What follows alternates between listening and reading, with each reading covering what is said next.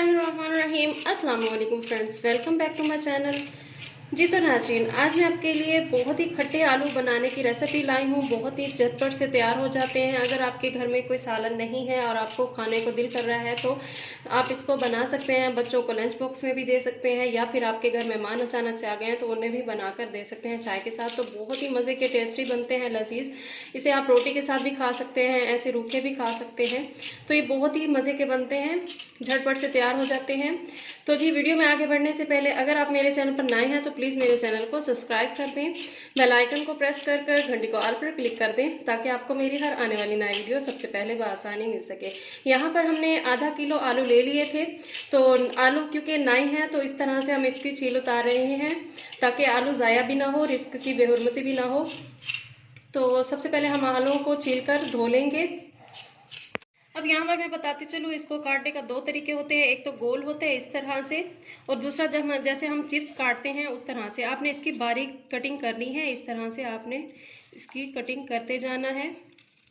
हम इसको गोल काटेंगे, चिप्स की तरह नहीं काटेंगे। ये दो तरह से बन सकते हैं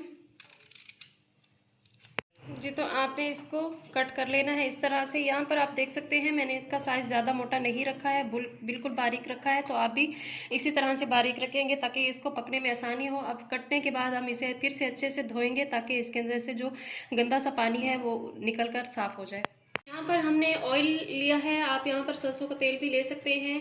तो सरसों के तेल में अगर आप बना रहे हैं तो उसको 5 मिनट के लिए चूल्हे पर ठहरा देंगे। थोड़ा सा वो पक जाएगा तो उसके अंदर से स्मेल भी ख़त्म हो जाएगी और साथ साथ कड़वाहट भी ख़त्म हो जाएगी। यहाँ पर हमने आधा कप से कम ऑयल लिया है और उसके अंदर 1 चुटकी के करीब ज़ीरा डालने लगे हैं, सफ़ेद ज़ीरा। तो इसको अच्छे से भुनाई करनी है, खुशबू आने तक हम इसमें आलू डालेंगे।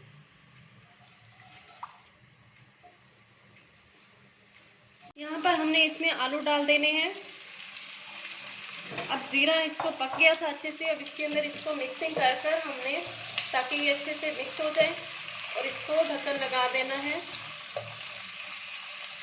5 से 6 मिनट के लिए इसको ढक्कन लगा कर छोड़ देना है, ताकि ये अच्छे से भुन जाए।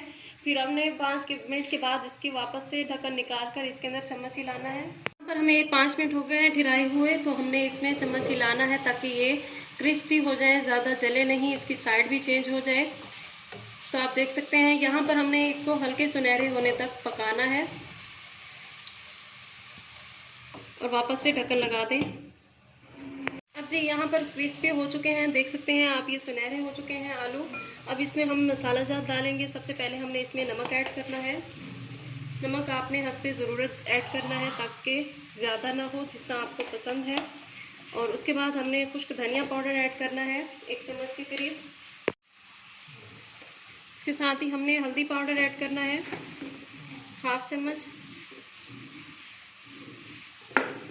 और लाल मिर्ची पाउडर ऐड करना है यहाँ पर 1/2 चम्मच से भी कम।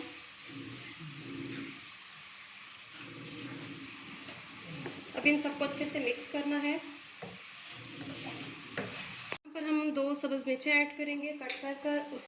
जी तो यहाँ पर आप देख सकते हैं ये बनकर तैयार हो चुके हैं। अगर आपने चाय के साथ इसको सर्व करना है तो आप इस तरह इस स्टेज पर इसको निकाल लें, ये बनकर तैयार हो चुके हैं। अगर आपने इसको रोटी के साथ खाना है तो मज़ीद इसमें क्या डालना है मैं आपको चलकर बताती हूँ। यहाँ पर हमने सब्ज़ धनिया को बारीक पीस लिया है ग्राइंडर में डालकर। तो अब इसमें हम इसको ऐड करने लगे हैं, तकरीबन 1 चम्मच के करीब है कुकिंग वाला। तो अब इसको पकाना है, आँच को आपने फुल कर देना है यहाँ पर। तो ये हम रोटी के साथ खाने के लिए इसको मज़ीद तैयार कर रहे हैं कि हम रोटी के साथ इसको किस तरह खाएंगे। जी लास्ट में हम इसमें इमली का पानी ऐड करने लगे हैं। इमली आपने अच्छे से निकाल लेनी है, गुठलियाँ उसकी, और इसको डाल देना है 1 कप के हिसाब से, या फिर 1 प्याली के हिसाब से छोटी सी। अब इसको अच्छे से मिक्स करना है। ये हमारे खट्टे आलू बनकर तैयार हो चुके हैं, बहुत ही लजीज और बहुत ही मज़े के बनते हैं। यहाँ पर आप देख सकते हैं ये बनकर बिल्कुल तैयार हो चुके हैं। अब इसको डिश आउट कर कर आप दिखाते हैं कि इसका फाइनल लुक क्या है। तो जी ये देख सकते हैं आप किस तरह से इसका फाइनल लुक है। तो जी आप देख सकते हैं ये हमारे खट्टे आलू की रेसिपी बनकर तैयार हो चुकी है। आप इसको रोटी के साथ सर्व कर सकते हैं, चाय के साथ सर्व कर सकते हैं, और बहुत ही मज़े के बनते हैं। उम्मीद करती हूँ आज की मेरी वीडियो आपको अच्छी लगी होगी। अगर ये मेरी वीडियो आपको अच्छी लगी है तो प्लीज़ मेरे चैनल को सब्सक्राइब कर दिया करें, बेल आइकन को प्रेस कर कर घंटी को ऑल पर क्लिक करते हैं ताकि आपको मेरी हर आने वाली नई वीडियो सबसे पहले बआसानी मिल सके। मिलते हैं एक नए वीडियो के साथ, तब तक के लिए अल्लाह हाफिज़।